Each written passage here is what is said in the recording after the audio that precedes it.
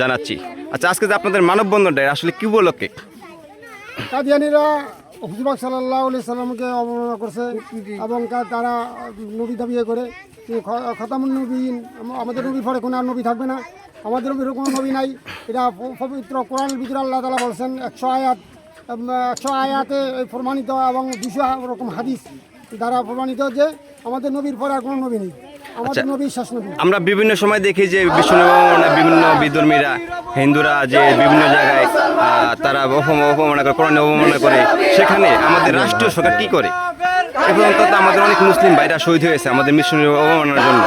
এখানে সরকারের কাছে আপনারা কি আবেদন করেন?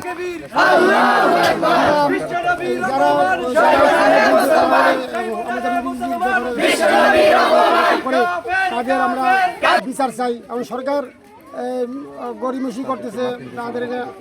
আমরা দাবি করি যে কাদিয়ানিদেরকে কাফের ঘোষণা করা হোক, তাদেরকে সরকারিভাবে রাষ্ট্রীয়ভাবে তাদেরকে কাফের ঘোষণা করা হোক।